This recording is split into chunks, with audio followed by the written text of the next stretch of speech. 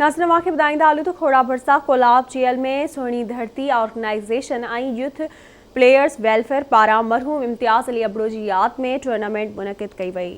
वधीक तफ़सील इक़बाल अबड़ो जी हिन रिपोर्ट।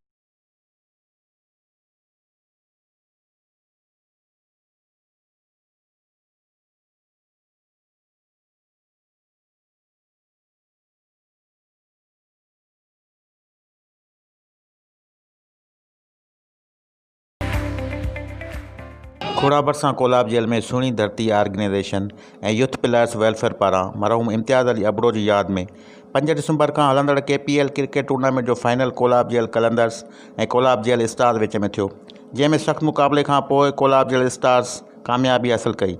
टूर्नामेंट में शरीक महिमाननि MPA मुनव्वर अली वसाण, बैरिस्टर हलार खान वसाण, सदर अंजुमन ताजरान खैरपुर लाला अब्दुल गफ़ार शेख ऐं ॿियनि कामयाब रांदीगरनि में इनाम तक़सीम कया।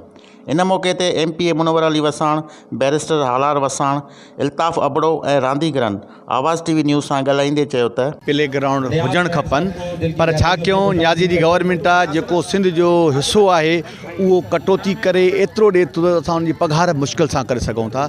जीअं बि सिंध गवर्नमेंट खे फंड ईंदा त ही प्ले ग्राउंड असां तव्हांखे ठाहे ॾींदासीं, पर असांखे फ़ख़ुरु आहे त कोलाब जेल हिकिड़ो ॻोठ आहे, ॻोठ में हज़ारे माण्हुनि जे तइदाद में क्रिकेट ऐं खेॾण बचंदा ऐं शौक़ु बि आहे। जेके नौजवान आहिनि इहे क्रिकेट खेॾी असांजे पाकिस्तान लेवल ते पूरी दुनिया लेवल ते नालो कढंदा ऐं हर साल ही वसीम अबड़ो साहब जेको प्रोग्राम ठाहे ऐं असांखे एंटरटेनमेंट कराए थो, असांजे नौजवान खे सोशल करे थो, असांजे नौजवान खे एक्टिविटीज़ में हिसो वठण लाइ भरपूर कोशिशि करे थो।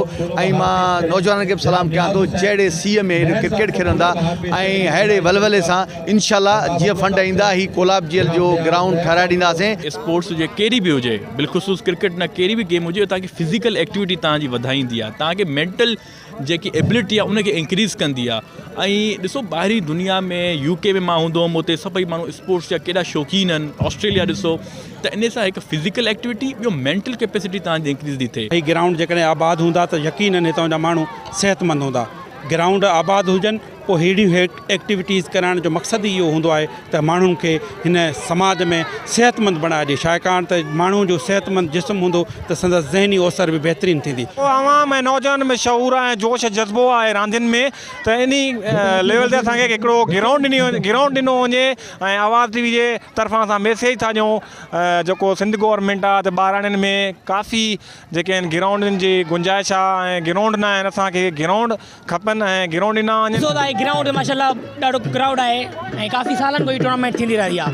ऐं जीअं त क्रिकेट हिकिड़ी खेॾबी आहे त सिहत इंसान जी ठहंदी आहे, ऐं जिते क्रिकेट खेॾी वेंदी उते अस्पतालूं जेके आहिनि माना वीरान रहंदियूं। शरीक रांदीगरनि ऐं आयल महिमाननि जा वीचार ॿुधा, हुननि जो चवणु हुयो त रांदियूं सिहत जे लाइ इंतिहाई ज़रूरी आहिनि। हिन टूर्नामेंट में कामयाबु थींदड़ रांदीगरनि में ट्रॉफियूं ऐं इनामात तक़सीम कया विया। कैमरा टीम सां गॾु इक़बाल अबड़ो, आवाज़ TV न्यूज़।